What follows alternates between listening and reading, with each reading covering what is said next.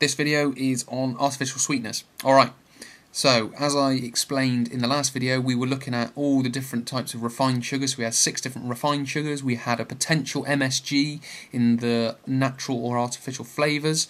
Now we're going to look at artificial sweeteners. So these are things like you might find in soft drinks, because you'll find, zero sugar soft drinks. They're more often than not, they've got artificial sweeteners in, and they're found in foods that are low sugar or low calorie, because they need that sweetness. They've taken all the sweetness out with regards to the sugar, so they need to put the sweetness in, because that's what people are after. People want the sweetness. People, you could say, are addicted to the sweetness.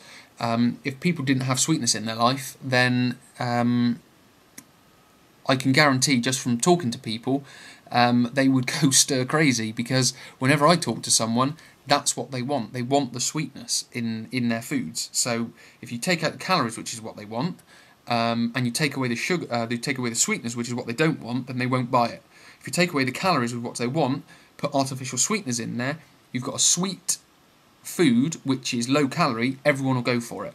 Okay, so to add on to that, all artificial sweeteners have been sort of categorised as what's called excitotoxins. So they're things that stimulate like the nervous system and potentially like craving, sensations and appetite.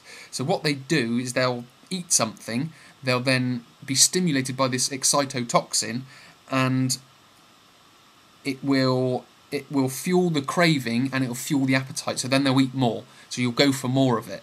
And that's obviously a great thing for companies, because people will eat more of their products and then they'll want more, so they'll go and buy more. So again, there's a sort of an advantage, or it's very advantageous for companies to put this in, because people eat more of it and then they'll buy more of it, so which is great for them. So also another one is, these sweeteners have been, all of them that is, have been identified as having potentially harmful side effects. So again, if we eat too much of these, or if we eat any of these artificial sweeteners, it's going to promote ill health, which again is kind of what we're working against, or trying to move ourselves away from.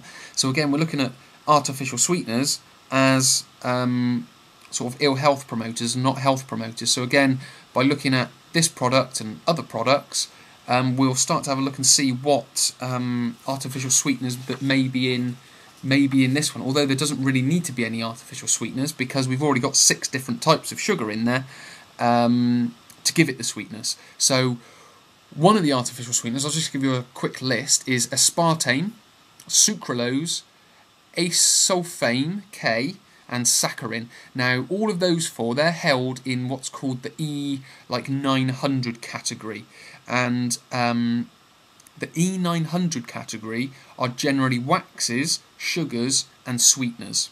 Okay, so all of these will be held, in the E900 category.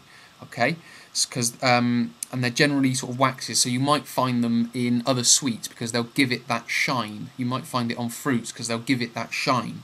So you've got sort of waxes, sugars and sweeteners. They're the E900. So when you're reading your food labels, look out for anything that's E900, because that is a sweetener or a sugar or a wax. Okay, if we then move sort of down, we go into the E400s. Now E400s are thickeners, so like that xanthan gum, that's a thickener, it's a stabiliser and a gelling agent. So again, it will give it that sort of jelly-like, so in that mayonnaise, it will give it that jelly-like, that thick consistency. So they're E400s. So if you just see an E400 number, so it can be say, let's E456 or something like that. That's a thickener, a stabiliser or a gelling agent. E300s are antioxidants, acidity regulators and anti-caking agents. Okay, so they could cover up like anti-caking agents as antioxidants by just putting E300 and something. So you've got to watch out for the E300s. Don't just think, oh, antioxidants, E300s. If there's E300s in it, it's okay because that still includes anti-caking agents. So again, all of that's just going to promote this ill health I keep talking of. So E200s, they're preservatives. So I think we've got some preservatives in, yeah, here we go, preservative. So BHT, preservative, so that's an E number, that's an E200, that's in the E200 category. And then you've got E100s are colourings, so we've got colourings in here. So beet juice powder for colour, so that would be in there. Have we got any others? Just looking at it, we've got more flavourings up here, but doesn't seem to be any colourings. So you could say there's potentially E100s and E200s with regards to E numbers in there. Other E numbers can be anti-foaming agents. Now, does that sound like something you want to be putting in your mouth? Anti-foaming agent, a carrier solvent, a bulking agent, a firming agent, a flavour enhancer, flour treatment agents, glazing agents, and modified starches or raising agents. Now, for me, honestly, that doesn't sound like things we should be eating. That sounds like that could be on the side of a chemical container. You know, the big ones that have harmful written on, or you know, do not sort of move around manually type of thing. It's got to be done with a machine or something like that. That's what that sounds like to me. Anti-foaming agents, bulking agents, flour treatment agents, glazing agents, modified starches.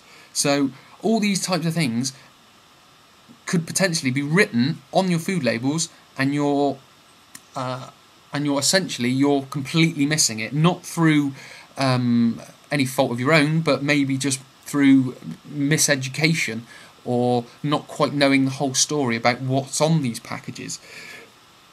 Also, there's sort of additive safety. So 150 additives have had concerns raised about them. You know, 150, I mean, to be fair, there's 150 different additives out there already. I mean, that's crazy enough for me, but 150 of them, so there are more, have had concerns raised about them due to some signs of, you know, adverse reaction in testing. And, you know, this is still getting through legislation to be put in foods. So even in the testing phase, it's having like adverse reactions and still getting put through, which for me is crazy. So yeah, again, that's me again. So 70 additives are known to cause allergic reactions, and that gets into the food. That goes past legislation and into the food, and then sort of 30 additives are known to be harmful. I mean, I don't know what harmful means, I don't know how harmful they are, but again, 30 additives are harmful. So someone is going, 150 have had concerns about sort of adverse reactions in testing, but that's okay, we'll still include it. Someone sat down and read a piece of paper saying 70 additives are known to cause allergic reactions, but, well, okay, we'll still put it in there and we'll let it go through. And then another person, or the same person, knows that 30 additives are known to be harmful, but we'll still put it in the foods. So all these additives that are in these foods that you can read here, because you know you've got flavourings there, monoglycerides, mononitrate, and you know, it just all this soluble corn flour, vegetable oil, corn syrup, fructose, dextrose. These are all different types of flavourings, preservatives, additives, and potentially all of those could be harmful. They could have had adverse reactions, and they could cause allergies. So it's all about thinking, you know, what am I eating? What is going into these foods? Just take 30 seconds just to look at the food label and just find out what's going into these foods that you're eating. Alright? So yeah, that kind of brings me to the end of this video. In the next video, we're going to be talking about a little bit more sort of about the psychology of business, the psychology of the people that are buying the food, and we're going to discuss a little bit about sort of whose fault is it, who's to blame, and yeah, we're going to look at some sort of different things to avoid and things that I'm going to advise, and that you can advise other people on as well if you've listened to this, listen to the next video as well. Alright, thanks for watching, and I'll catch up with you in the next one.